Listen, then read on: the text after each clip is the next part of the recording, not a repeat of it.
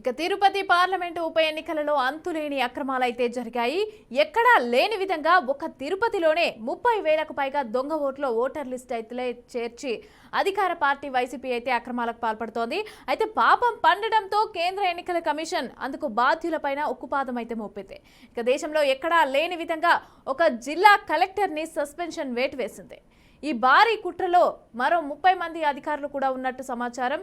ఇక కేంద్ర election commission చర్యలు అలాగే తాజా పరిస్థితులకు సంబంధించి అయితే తిరుపతి నుంచి మా రీజనల్ కోఆర్డినేటర్ గోపీనాథ్ అందిస్తారు. గోపీనాథ్, చెప్పండి, ఈ 30,000 ఓట్లకి సంబంధించి అయితే తప్పుడుగా అందులో చేర్చడం జరిగింది. దొంగ ఓట్లకు సంబంధించి అయితే దీన్ని ఏ విధంగా చూడాలి? అలాగే సస్పెన్షన్ వేటు కూడా వేసింది కమిషనర్, అలాగే ఎలక్షన్ కమిషనర్. అయితే దీన్ని ఏ విధంగా చూడాలి? మరి ఆ 30 మంది కూడా ఇంకా వేరే వాళ్ళు ఉన్నట్టుగా మనకు సమాచారం తెలుస్తోంది. అయితే ఎవరు ఏంటి ఆ విషయాలు ఏమైనా బయటకు వచ్చాయా?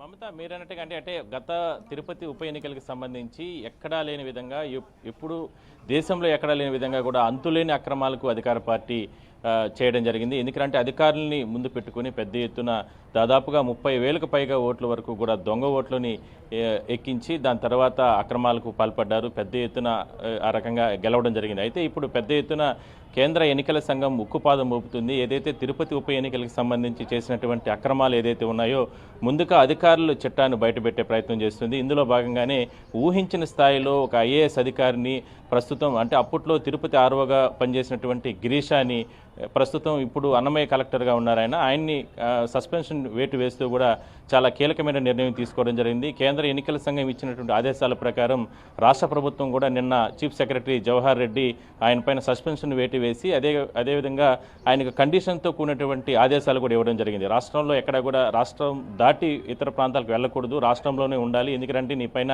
ఎంక్వైరీ నడుస్తుంది కాబట్టి ఆ రకంగా చర్యలు తీసుకోవాలంటూ కూడా ఆదేశాలు ఇవ్వడం జరిగింది. అయితే ఈ విషయంలో ఇప్పటికే పెద్ద ఎత్తున ఆరోపణలు వస్తున్నాయి. ఆయన ఒక్కరితో సరిపోలేదు, ఇది ఇంకా కూడా దీని వెనకాల చాలామంది ఉన్నారు, ఆయన ముందు పెట్టి ఈ రకమైనటువంటి అక్రమాలకు పాల్పడ్డారు కాబట్టి ఆయనతో ఉన్నటువంటి ఆయనకు సహకరించినటువంటి మిగిలినటువంటి అధికారులు, అది పోలీస్ అధికారులు కావచ్చు లేదంటే మిగిలినటువంటి ఎన్నికల అధికారులు, వాళ్ళపైన కూడా చర్యలు తీసుకోవాలి. ఇందులో దాదాపుగా 20 నుంచి 30 మంది అధికారులు వీళ్ళందరూ కూడా పెద్ద ఎత్తున ఉన్నారు, వాళ్ళపైన కూడా చర్యలు తీసుకోవాలంటూ కూడా బలమైన డిమాండ్ వినపడుస్తుంది. అయితే నిన్న మాత్రం తిరుపతిలో దానికి సంబంధించి గతంలో ఈ అక్రమాలు జరిగిన నేపథ్యంలో అక్కడ అంటే సబ్ కలెక్టర్ కార్యాలయం పనిచేస్తున్నటువంటి 3 సిబ్బంది పైన మాత్రం తాత్కాలికంగా కొన్ని సెక్షన్ల కింద కేసులు పెట్టి వాళ్ళపైన సెక్షన్ల కింద కేసులు పెట్టి పోలీసులు కేసులు నమోదు చేయడం జరిగింది. దీనికి సంబంధించి తిరుపతి స్థానికులు ఏమనుకుంటున్నారు, అసలు ఏం జరిగింది గత ఎన్నికల్లో?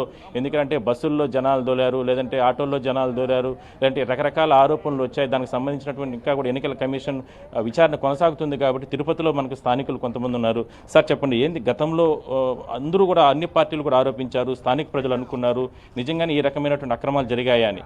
దానికి బలం చేకూర్చే విధంగా కూడా నేను ఎలక్షన్ కమిషన్ చరిత్రలో దేశంలో ఎక్కడా లేని విధంగా కూడా ఒక కలెక్టర్ని స్పాట్లో సస్పెండ్ చేయడం జరిగింది. ఎట్లా చూడాలి దీన్ని? మొదట ఆంధ్రప్రదేశ్లో ఓట్ల దొంగలు పడ్డారండి. ఏ స్థాయిలో ఉందంటే లక్షలు ఒక నియోజకవర్గం ఎత్తుకుంటే మా ఊర్లో తిరుపతిలో నా వార్డులోనే 10 ఏళ్ల క్రితం ఒక ఆయన చనిపోయింది, ఇప్పుడు ఆయనకు ఓటు ఉంది. పక్కన ఐటీ ఉద్యోగాలు చేసేవాళ్ళు ఇతర జిల్లాలకు పోయి మాట్లాడేవాళ్ళు అందరూ చూస్తే కావాలనే రౌండప్ చేసి ఈ రాష్ట్ర ప్రభుత్వం వాలంటీర్ల సహకారం తీసుకొని అధికారులు ఇప్పుడు కలెక్టర్ స్థాయిలో ఉండే ఆయన ఐడి ఎవరికి ఇస్తారండి? ఐడి ఎలా వస్తుందండి? దాన్ని కంప్యూటర్లో ప్రకాష్ నాయక్ అని విజయ్ కుమార్ అని అలాగే ఇంకొంతమంది కలుసుకొని నైట్ డ్యూటీ చేసి రాత్రి కార్డులు మార్చేస్తూ ఫోటోలు లేకుండా అనవసరమైన రద్దాంతం చేస్తూ దాన్ని అడిగిన కొంతమందిని కొట్టిన కూడా సంఘటన కూడా మేము చూసాం. కాబట్టి ఈ విధంగా ఈ కార్డులు ముద్రించడం అనేది ప్రజాస్వామ్యానికి చాలా విరుద్ధం. 2, ఓటు అనేది వజ్రాయుధం. రాజ్యాంగం ప్రజాస్వామ్య పద్ధతిలో ఓటు అనేది ఉపయోగించుకోవాలి. దాన్ని కాలరాస్తుంటే ఇటువంటి దొంగ ఓట్ల ద్వారా దొంగల అధికారంలోకి వస్తే ఆ నియోజకవర్గం ఏం అవ్వాలి, ఆ రాష్ట్రం ఏం కావాలి? సో దొంగల చేతికి తాళం ఇచ్చినట్టే కదా. కాబట్టి ప్రజాస్వామ్యం అనే ఓటుని వజ్రాయుధాన్ని ఇంత దుర్వినియోగం చేయటం అనేది చాలా బాధాకరం. 2, ఎలక్షన్ కమిషన్ మాత్రం ఈ విషయంలో చాలా సీరియస్గా స్పందించిందండి. వారిని అభినందించాలి. ఎందుకంటే ఐఏఎస్ లేదు, అవకాయ దబ్బా లేదు, ఎవరైనా సరే చట్టానికి వ్యతిరేకంగా చేస్తే శిక్ష అర్హులేని చెప్పి ఆయన ఊరు ఈ ఆంధ్రప్రదేశ్ దాటకుండా ఆయనకి ఆంక్షలు పెట్టడం, సస్పెండ్ చేయటం అనేది ఒక రకంగా కలకలం రేపింది. నాకు తెలిసి ఇండియన్ సర్వీస్లో ఫస్ట్ టైం అనుకుంటా కలెక్టర్ ఎలక్షన్ విషయంలో సస్పెండ్ కావడం అనేది కూడా నేను అనుకుంటున్నా. అయితే ఇక్కడ ఏంటంటే అసలు దొంగలు వదిలేసి కింది స్థాయి కంప్యూటర్ పని అవుట్సోర్సింగ్ వర్కర్లని వాళ్ళని వీళ్ళు సస్పెండ్ చేస్తారు. ఇప్పుడు విజయ్ కుమార్ తహసీల్దారు, ఇంకొక ఆయన రెవెన్యూ ఆఫీసర్ వీళ్ళందరూ ఆర్వోగా పనిచేశారు కదా, అసిస్టెంట్ ఆర్వోగా పనిచేశారు కదా, వాళ్ళని సస్పెండ్ చేసేసి మెయిన్ దీని వెనక నడిపించింది ఎవరు, ఈ ఐడి ఎవరు తీసుకున్నారు, ఏ ఎమ్మెల్యే కొడుకు తీసుకున్నాడు, కొంతమంది వ్యక్తులు పెట్టుకుని ఈ విధంగా కంప్యూటర్ ఆపరేటర్ పెట్టి మార్చారనే విషయం పైన తరుగు ఎన్క్వైరీ జరగాలి. ప్రతి నియోజకవర్గంలో సమస్యలు ఉన్నాయి రాష్ట్ర వ్యాప్తంగా, ఇవన్నీ కూడా పరిష్కరించాలి. వెంటనే ఎలక్షన్ కమిషన్ పైన తీసుకున్న చర్యలపైన మేము అందరూ ఆనందపడుతున్నాం. ఈ ఓట్లు వీలైనంత వరకు దొంగ ఓట్లని క్లీన్ చేసి ప్రజాస్వామ్య పద్ధతిలో ఓటు అనే వజ్రాయుధం సామాన్యుడికి అందుబాటు తీసుకురావాలని మీ ద్వారా విజ్ఞప్తి చేస్తున్నాను. సార్, ఆ రోజు ఎలక్షన్ జరిగిన సమయంలో మీరు చూశారు, స్థానికులుగా పెద్ద ఎత్తున బస్సుల్లో, ప్రైవేట్ బస్సుల్లో దోలారు జనాల్ని, ఆటోల్లో దోలారు, రకరకాల జీబుల్లో దోలారు. ఆ రోజే స్థానికులుగా మీరందరూ కూడా అనుకోవడం జరిగింది, పెద్ద ఎత్తున అంటే దొంగ ఓట్లు నమోదయ్యాయి, ఈ రకంగా అక్రమాలకు అధికార పార్టీ చేస్తుందంటూ కూడా అందరూ కూడా చెప్పారు, నిరసన వ్యక్తం చేశారు, ఆందోళన చేశారు. వాళ్ళందరినీ కూడా పోలీస్ స్టేషన్లోకి ఎత్తి అరెస్టులు చేసి రకరకాల నానా బీభత్సం చేశారు పోలీసులు కూడా. ఎట్లా చూడాలి దీన్ని? మరి ఇప్పుడు జరుగుతున్నటువంటి పరిణామాలను ఏ విధంగా ఆలోచించాలి? మొట్టమొదటిగా ఈ యొక్క చర్య తీసుకున్నటువంటి కేంద్ర ఎన్నికల సంఘాన్ని మనస్ఫూర్తిగా అభినందిస్తున్నాను. ఆ రోజు ఒక భయానక వాతావరణం సృష్టించి ఎన్నికల్లో గెలవడానికి ప్రయత్నం చేసింది. అందులో కారణమవుతున్నటువంటి కలెక్టర్ కానీ, ఎంఆర్ఓలు కానీ, డీటీపీ వాళ్ళందరూ కూడా సస్పెండ్ చేయడం ఒక మంచి పరిణామం. కాకపోతే ఆయన చెప్పినట్టుగా ఇప్పుడు ఒకరిని వదిలి ఒకరిని పట్టుకోవడంలో ఉపయోగం లేదు. ఇంతకాలం పిల్లి కళ్ళు మూసుకొని పాలు తాగుతూ ఉంది అనేది ఎలక్షన్ కమిషన్ అపవాదం. అది ఈరోజు తీరిపోయింది ప్రజలకి. నిజంగా ఎలక్షన్ కమిషన్ రాజ్యాంగబద్ధంగా పనిచేస్తూ ఉంది. రాజ్యాంగబద్ధంగా పనిచేసే ఒక మంచి కార్యక్రమం అని చెప్పి అందరికీ అర్థం. నేను చెప్పడం ఎవరంటే కేవలం మొన్న ఎలక్షన్ కాదు, రాబోయే ఎలక్షన్ ఇంకా నిఘా పెంచాలి. రాబోయే ఎలక్షన్ నిఘా పెంచకపోతే సేమ్ మనం రిపీట్ అవుతుంది. ఎందుకంటే దొంగలు తప్పించుకొని నిజాయితీ పోయినట్టు కొంతమంది, ఎస్పెషల్లీ గిరీష్ గారు చూసి ఆశ్చర్యం నాకు. ఆయన కామన్గా కూడా ఎవరితో పెద్దగా కాంటాక్ట్ పెట్టుకోడు, ఎవరిని కూడా పెద్దగా చేరదీడు, ఆయన పని ఏమైనా చేసుకోబోతుంది. ఎంత ప్రెజర్ లేకపోతే ఆయన చేస్తుంటాడు. ఈ మధ్య అతను ఒక వేరే సంస్థకి పోతే ఆ సంస్థ యొక్క అవకతవకల్ని పట్టించుకోకుండా నేను వద్దు రిజైన్ చేసి మన పక్క దీనికి వచ్చేసాడు. కాకపోతే అతని విషయంలో రాజకీయ నాయకుల ప్రమేయం తప్పకుండా ఉంది. వాళ్ళపైన కూడా కేసు నమోదు చేసి ఎంక్వైరీ చేసి వాళ్ళపైన యాక్షన్ తీసుకోవాలి. కాకపోతే వాళ్ళు చెప్పిన ఈ యొక్క ఎలక్షన్ కమిషన్ గురించి ఆలోచన చేస్తే ఒకనాటి రోజుల్లో 7 దాకా తెప్పతగిలేసినట్టు ఉండేది. అందుకని ఇంత నిర్లక్ష్యంగా వహించి ఇంత బరితెగించిన పరిస్థితి ఏర్పడింది రాజకీయం. కాబట్టి రాబోయే కాలంలో ఎలక్షన్ కమిషన్ ఇంకా పకడ్బందీగా పనిచేసి ప్రస్తుతం జరగబోయే ఎలక్షన్ మాత్రం ఖచ్చితంగా దానిపైన ఆధారపడి ఉండదు, దొంగ ఓటు పైన దౌర్జన్యం ఆధారపడి. కాబట్టి దీన్ని అరికట్టగలిగితే ప్రజాస్వామ్యం నా దగ్గర. సార్ చెప్పండి, అంటే ఎన్నికలకు సంబంధించి ఇప్పటికే దొంగ ఓట్లు భారీగా నమోదయ్యాయి. ఇప్పుడు త్వరలోనే లిస్టు కూడా, అంటే సార్వత్రిక ఎన్నికల సంబంధించి లిస్టు కూడా ఫైనల్ చేసి లిస్టు రిలీజ్ చేసే అవకాశం ఉంది ఎలక్షన్ కమిషన్. వాటిని కూడా వాయిదా వేయాలని చెప్పేటువంటి ఒక డిమాండ్ వినపడుస్తుంది తిరుపతి, చంద్రగిరికి సంబంధించి. ఎందుకంటే తిరుపతిలో ఏ విధంగా జరిగాయో చంద్రగిరిలో ఆ రకమైనటువంటి దొంగ ఓట్లే ఇప్పుడు ఎక్కించుకోవడం జరిగింది. దీన్ని ఎట్లా చూడాలి? ఓం నమో వెంకటేశయ్య. భారతదేశంలోని పవిత్రమైన పుణ్యక్షేత్రం ఏదంటే తిరుపతి. మామూలుగా ఏ కార్యక్రమం చేసినా అది తిరుపతి నుంచే స్టార్ట్ చేస్తున్నారు. అదేవిధంగా రాష్ట్రంలో దొంగ ఓట్లను కూడా తిరుపతి నుంచే స్టార్ట్ చేశారు. ముఖ్యంగా వాళ్ళకున్నటువంటి మనం స్వాతంత్రంగా ఆ రోజుల్లో, ఇప్పుడు రాబోయే రోజుల్లో తిరుపతిలో 2 ఎలక్షన్లు జరిగినాయి.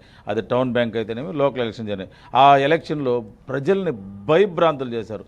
ఎవరు ఇండ్లలో నుంచి రాకూడదు, వచ్చిన వాళ్ళు కూడా తిరుక్కొని పోలేని పరిస్థితి. అంటే కరోనా వచ్చినప్పుడు ప్రతి ఇంట్లోనూ ఎవరు డోర్ తీయకూడదు ఎలా విధంగా చేశారు.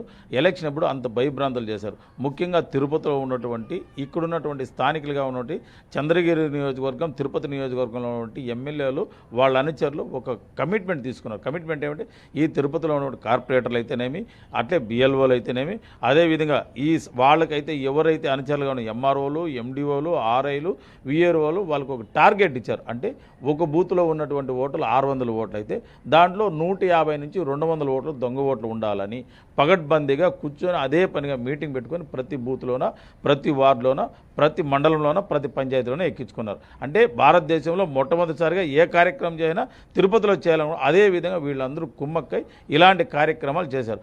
అందుకోసం ప్రజలు రేపు ఓటేసేటప్పుడు మనం ఏం చేయాలి, పిల్లలతో ఎక్కడైనా బయట ఊరికి వెళ్ళిపోదామా, లేదంటే ఇంట్లో తలుపేసుకుందామా, అలాంటి దీనికి దిగజారి చేశారనమాట. అందుకే భారతదేశానికి మంచి పేరు తేవాలన్నా, తిరుపతికి మంచి పేరు తేవాలన్నా ఇప్పుడున్నటువంటి అధికారులు, ఒక అధికారిని సస్పెండ్ చేయడం గొప్ప కాదు. అదేవిధంగా ఎక్కడైతే ప్రింట్ చేశారో ప్రింటర్తో సహా ఎవరైతే చేశారో, ఎవరైతే చేయించారో అధికారులతో సహా సస్పెండ్ చేస్తే అప్పుడు ప్రజలకు నమ్మకం వచ్చి ఓట్లేస్తారని తెలియజేస్తున్నాం. సార్ ఫైనల్గా మీరు ఒక మాట చెప్పండి, ఎట్లా చూడాలి? ముఖ్యంగా ఈ వైసీపీ ప్రభుత్వం ఏర్పడిన రోజు నుంచి రాష్ట్రం రావణ కాష్టంగా తయారైంది. ప్రతి దశల్లోనూ, ప్రతి దీంట్లోనూ ప్రభుత్వ వైఫల్యంని హైకోర్టులు కానీ అటు ప్రజలు కానీ ఎండగడుతూనే ఉన్నారు. అయినా కానీ ఈ ప్రభుత్వానికి బుద్ధి లేకుండా చేసే పనులకి దొంగ అన్నట్టు చందంగా ఈ ప్రభుత్వం ఏర్పడింది. ముఖ్యమైనటువంటి ఆయుధమైనటువంటి ఓటు అనేది హక్కును కాలరాస్తూ ఈరోజు ఈ దొంగ ఓటర్ కార్డులు ముందుంచడం ఎంతో బాధాకరమైన విషయం. రాజ్యాంగంలో విరుద్ధంగా ఈ ప్రభుత్వం ఇలా అంటే తిరుపతికి సంబంధించి స్థానికులు వీళ్ళందరూ కూడా పెద్ద ఎత్తున మాట్లాడుతున్నారు. గతంలో జరిగినటువంటి అక్రమాలు మరోసారి ఎందుకంటే సార్వత్రిక ఎన్నికలు జరగబోతున్నాయి కాబట్టి ఇకనైనా ఇచ్చేటటువంటి లిస్టులో కొత్తగా జాగ్రత్తలు తీసుకొని ఈ లిస్టును వాయిదా వేసుకుని కొత్తగా ఓటర్కి సంబంధించిన లిస్టును విడుదల చేయాలి. ఇప్పటి వరకు జరిగినటువంటి అక్రమాల పైన పూర్తి స్థాయిలో ఒక గిరీషానే కాకుండా మిగిలిన వారికి కూడా బాధ్యులు చేసి వాళ్ళందరినీ కూడా అంటే అరెస్ట్ చేసి ఖచ్చితంగా దీని వాస్తవాలన్నీ కూడా బయటకు తీసుకురావాలంటూ కూడా వీళ్ళు డిమాండ్ చేస్తున్నారు. Mamata. Right, thank you Gopinath.